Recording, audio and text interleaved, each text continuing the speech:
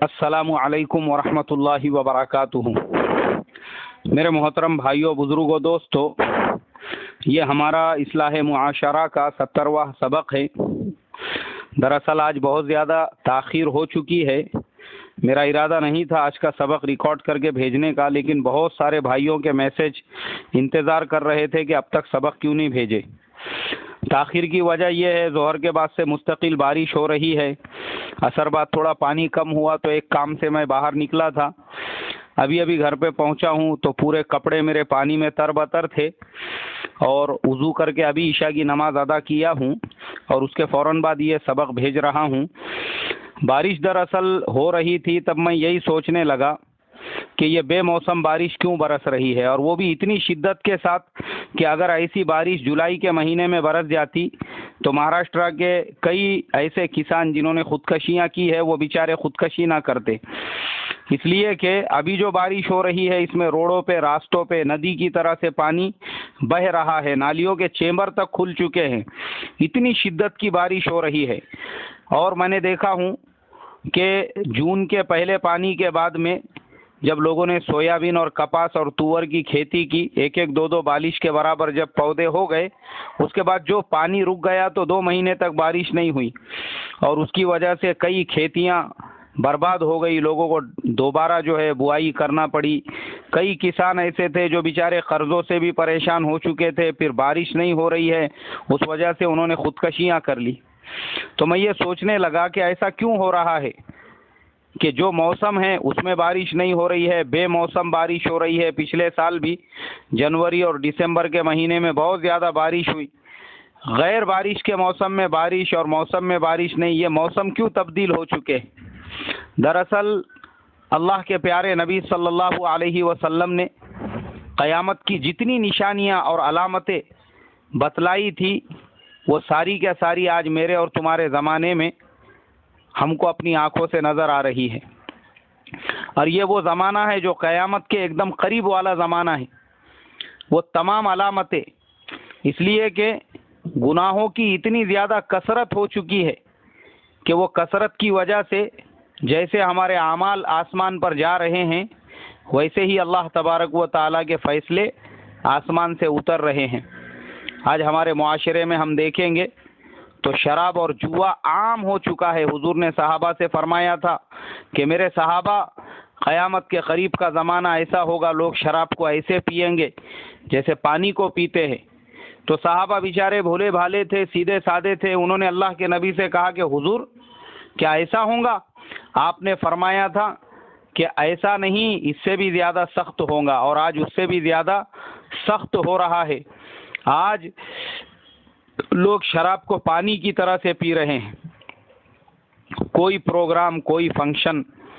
کوئی مجلس، کوئی محفل ایسی نہیں ہے جہاں پہ شراب عام نہ ہو چکی ہو، اور شراب کو اللہ کے نبی نے فرمایا تھا کہ نام بدل بدل کر پیا جائے گا۔ آج ہمارے زمانے میں بھی کئی نام ایسے آ چکے ہیں، شراب کے نام کو بدل کے لوگ پی رہے ہیں، جگہ جگہ پہ اس کی دکانیں ہو چکی ہے، گھر برباد ہو رہے ہیں اس کی وجہ سے۔ اور پھر آپ نے فرمایا تھا کہ سود عام ہو جائے گا۔ آج ہمارا کون سا ویوہار، کون سا کاروبار، کون سا لین دین ایسا ہے جو سود سے بچا ہوا ہو؟ آج ہمارے معاشرے میں اتنی سود کی کثرت ہو چکی ہے، جگہ جگہ پہ لوگوں نے بسی والا سسٹم شروع کیا ہوا ہے، جس کی ہراسی ہوتی ہے، پھر 1 لاکھ کی بسی 70,000 میں، 80,000 میں لوگ لیتے ہیں، اور وہ بچے ہوئے جو 20,000 30,000 ہوتے ہیں وہ باقی کے ممبروں میں تقسیم کر دیے جاتے ہیں، جو سراسر ناجائز حرام ہے ان کے لیے، اس لیے کہ وہ سود کا پیسہ ہے۔ جگہ جگہ پر آج قرضے دینے والے جو ساہوکار ہیں ان کے آفیسز کھل چکے ہیں کہ سونا لا کر رکھو، زمین کے پیپر لا کر رکھو اور پیسے لے کر جاؤ، 8% سے، 15% سے، 20% سے۔ یہ جو سود ہمارے معاشرے میں عام ہو چکا ہے، یہ قیامت کی سب سے بڑی نشانی ہے، جو آپ نے فرمایا کہ سود عام ہو جائے گا، اور آج سود ایسے ہی ہمارے معاشرے کے اندر عام ہو چکا ہے۔ پھر اللہ کے پیارے نبی صلی اللہ علیہ وسلم نے فرمایا تھا کہ مسلمان